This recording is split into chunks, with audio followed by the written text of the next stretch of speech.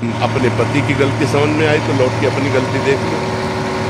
वृंदावन में बैठी हो,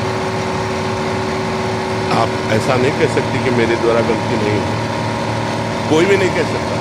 इसलिए मुझे लगता है समस्या को सुलझाओ, और अगर गलती एक दूसरे की समझ में आ जाए तो आगे से गलती ना करो और संशय मत करो, प्यार बढ़ाओ। आप अपना इतना प्यार बढ़ाओ कि पीछे की गलतियां सब ढक जाएं। अगर एक दूसरे की टांग खींचोगे तो तुम्हारा जीवन संकटपूर्ण हो जाएगा, पक्की बात समझ लो।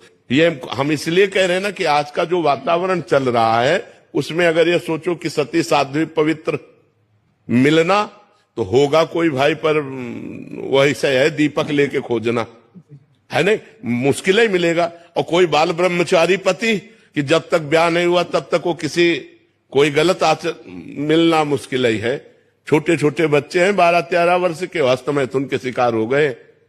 गंदी बात तो गंदी, अब मोबाइल हाथ में है, बड़े बड़े मोबाइल हाथ में, तो हर चीज सर्च करके वो गंदी सब बातें देख रहे हैं, गंदे आचरण देख रहे हैं। तो हमें लगता है कि गृहस्थी को संभालने के लिए और पति को प्यार करके ऐसा सुख संपादन करो कि तुम्हारी गृहस्थी न टूटने पावे, नहीं तो फिर कुछ दिनों बाद आपस में मनमुटाव बढ़कर फिर डिवोर्स वाली बात आ जाती है, फिर जीवन सब नष्ट हो जाता है, फिर नष्ट हो जाता है। इसलिए हमारी प्रार्थना है कि गलतियां सबसे होती, क्षमा करना चाहिए अपने पति की गलतियों को या पत्नी की गलतियों को, और दोनों को प्यार से रह करके एक नया जीवन बनाना चाहिए।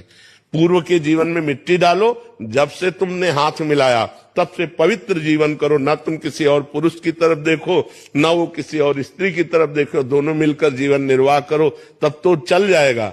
और अगर महाराज जी, अगर वो एक दूसरे जैसे ये हैं, पति नहीं सुधरना चाह रहे हैं, पत्नी नहीं सुधरना चाह रही है, हाँ, फिर वो दूसरा रास्ता हो गया।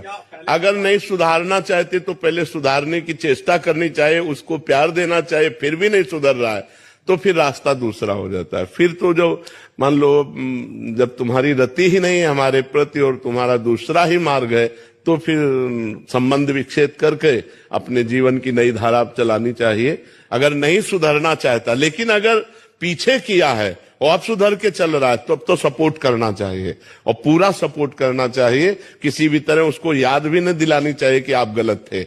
लेकिन अगर आज भी गलती कर रहा है और हम सुधारने की चेष्टा कर रहे हैं और नहीं सुधर रहा है और वो गलत मार्ग का ही अनुसरण करता है, तो फिर रास्ता दूसरा